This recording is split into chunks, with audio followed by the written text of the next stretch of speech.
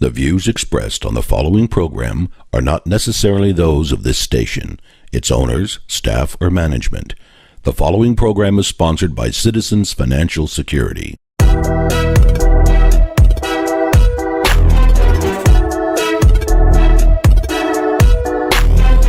In a world where information is power, the original Money Doctor inspires you to rise above it all and plan ahead with guaranteed success. William F. Richardson is the original Money Doctor.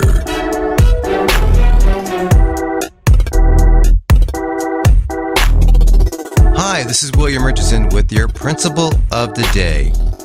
Today I'm going to start off with a presentation that I normally do live or on internet. It's the opening of that, those questions that I ask the people to get them to open up their mind and to think about where they're at and talking about the American dream.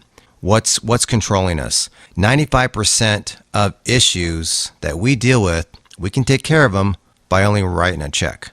So that only leaves 5% of the things that can't take care of. So money, using money correctly, does give us an opportunity to fix most of our problems that we have. Being able to freely have that control of choice and control frees up 85% of issues for us, putting us into a financial independence world. Now, I believe that most people can make that happen and control their own world. The question is, what do you believe? Here's a story, the 100-man story. National Bureau of Labor Statistics, out of 100 people born by age 65, here we go, 29 of them are dead and 71 are alive. Out of the 71 that are still living, they are comprised of the following. 52 are directly dependent upon the government. Don't want to be the 52 without home or homeless. 14 are still working and always will be because they don't have any family. 3 are financially independent. They don't need any support from anyone. Their wealth continues to grow as they receive a comfortable income off of their assets. 2 are wealthy. Wealthy is defined as a net worth of $5 million plus. So, where are you today? Where do you want to be in retirement? Where do you want to be at the last day when you pass on all your knowledge and legacy to the world? Are you in the 3%? Are you the 2%? Or are you currently more in the lines of the 52 to 14? That's something to think about, because we want to plan with the end in mind and work back till today, what we need to do, what financial vehicles, what places we need to have, what current structures we need to move forward. So 5% are financially independent. 95% are not. Why? What's different from the 5% than the 95%? What are you doing differently than that 5%? So let's look at that. The majority that are rich are doing things differently than you.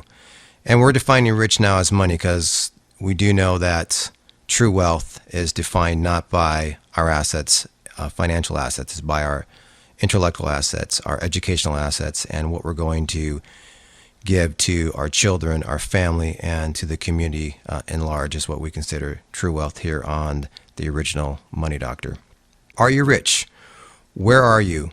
In the 5% or the 95%? Do you want to stay at the 95% or do you want to move into the 5%? Now, if you want to move into the 5%, you have to do things differently. When do you want to find out that you're the 95%? Today, or when you turn 65 or 70 and you realize, wow, ouch, that account that I have actually just cost me 30 to 50% that I saved on 40 years ago. I never should have went into that particular account. So you want to find out that information today. We're going to move into our financial principle of never lose your money. Sounds too simple, but it's not. Why is it not? Why is it so difficult for us to keep our money in the right places? A lot of it goes back to education. So what were you told?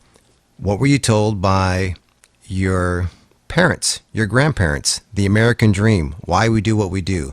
Part of the American dream for generations has been to own your own home. Remember, our parents and grandparents taught us to do that. And what did they do at that point? To get a good education, find a good job, buy a house, pay it off as soon as possible. Sounds great, doesn't it? Pretty good advice. We are living differently in these times than our parents, even our grandparents were living. There's different challenges that we have economically, worldwide. One thing happens in another part of the world, it affects us. Today we have instant access through communication, through internet. We don't have to wait until something affects us in a different time zone. It happens instant. It's on demand as those things affect us. So we have an opportunity to look at our assets in different ways. And one of the things that we talk about in keeping our money safe is, where is our money? So most of Americans have their money put in two places. What are they? Think about them real quick. Your house, equity, and your retirement account. So how are you protecting the equity in your house from the downfall in the market? When we say the market is going to collapse by 50%, when we say your money in your bank accounts could collapse by up to 80%, or in your retirement account by 60%, what are you doing to mitigate that? If those things were to take place, how's that going to affect you today, next year, or 3 years from now? So in your house, let's look back to 2008. What happened at that point? 2005, 6, 7. Hey, things were pretty good. Everyone was happy with the situation. Those who listened and put their house to work because their house was unemployed and actually moved the equity from their house outside of their house into a separate side fund, which allowed them to have choice, control, liquidity of that, because your house itself has no rate of return. If you simply take the equity that's in your house and pull it out, your house will grow at the same rate of return as everyone else's house was doing, whatever that may be. Negative percent, 1%, 2%, 3%. Let's just say an average of 2.5%, 3%. And you allow your equity to grow outside. If you can get greater than what is costing you to borrow that money from the bank as your own banker, let's say you're being charged 5%. Now you're able to get 5% or above, you're in a good situation because you've extracted that money outside. It's liquid. It's available for you to use. So if the market crashed, even if you're making a zero rate of return, you're even and you have access to that. So if the market crashed and you lost your job, like many people did, or the bank decided to close your line of credit and many businesses went out under, if you're a small business owner and you're dependent upon your business to pay your mortgage and your upkeep, when you close down your business, you had no income. The bank will not give you a loan even though you have $300,000 worth of equity sitting in the house. If you would have tucked that equity out 6 months ago, a year ago before the crash, then you'd be able to have access to that money at any time.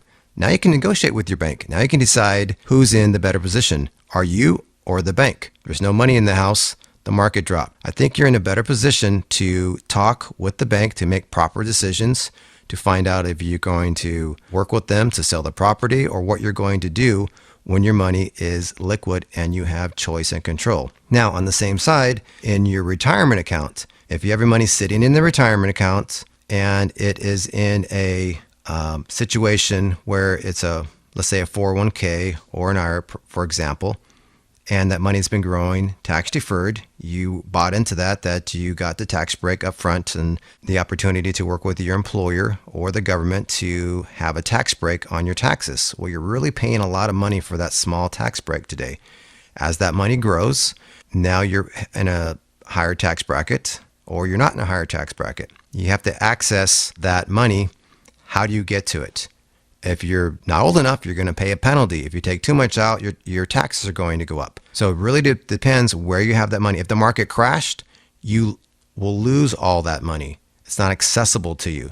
So the same place you're going to put the money for the house is where you want to put the money in the market.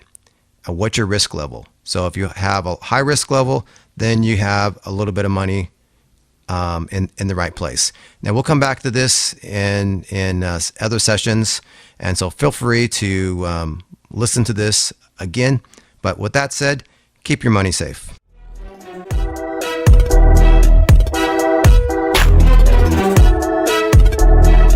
Living with purpose and real intent. If you're as concerned as I am, and you're not the type to sit around and wait for something to happen, there's something you can do.